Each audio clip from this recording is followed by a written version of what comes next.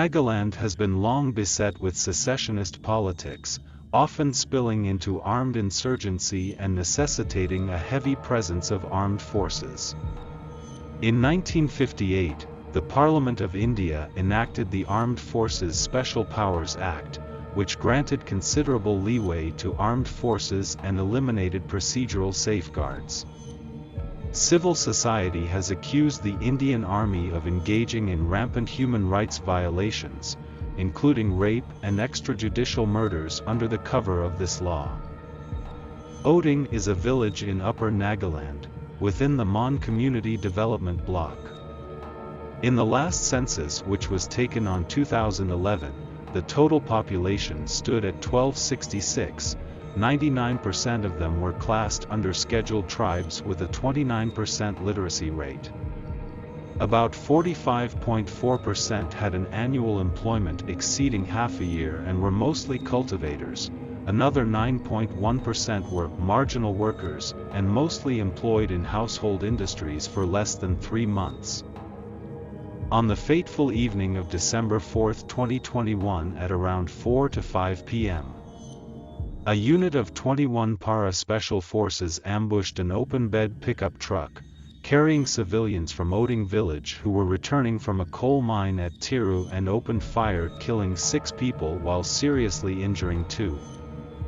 The army claims to have been the victim of an intelligence failure. They had suspected the vehicle to contain Naga insurgents. They further claim to have only opened fire when instructions to the vehicle to stop were not followed.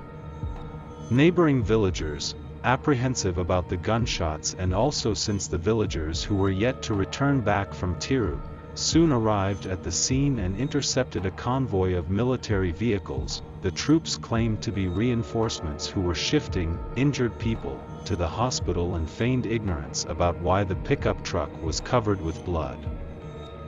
Subsequently, they were found by the villagers to be transporting the dead bodies back to their base camp while also trying to change the attire of the deceased, evidently to stage an encounter.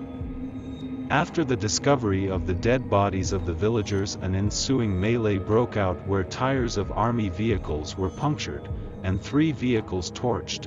In retaliation, the army opened gunfire upon the enraged villagers, in which 7 civilians were killed and another 20 were injured. The Indian Army claimed troops were attacked by machete-wielding villagers and opened fire only under compulsion, as 1 infantryman was dead and others injured. The villagers rejected the claims and accused the army of indiscriminate shooting.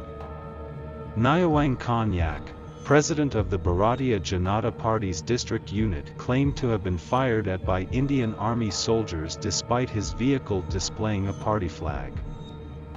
The following day, the government of Nagaland imposed Section 144 in Mon district to restrict public assembly and movement.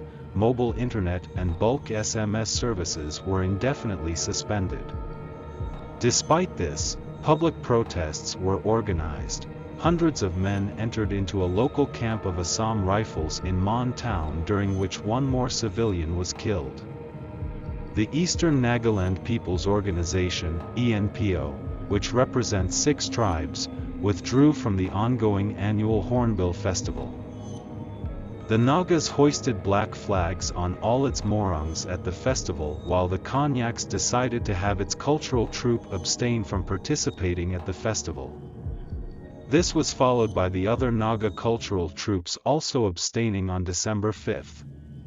2 minutes of silence were also observed at the venue on the same day. Later on the evening of December 5, the people of Kohima observed a power blackout for 30 minutes to mourn the death of the civilians. Candlelight marches were organized in Kohima, Dimapur, and other towns on the same day. A 6-hour shutdown was also called by the Naga Students' Federation. On December 7, the government of Nagaland announced that it would suspend all activities at the Hornbill Festival. On December 6, all 15 civilian casualties were interred in a mass funeral service, led by Chief Minister Neiphiu Rio. The incident infused vigor into calls to repeal and revoke the Armed Forces Special Powers Act. On December 7, the government of Nagaland announced that it would officially seek its repeal. On December 6, the Nagaland police registered a first information report against the 21 Para Special Forces, bringing charges of first-degree murder.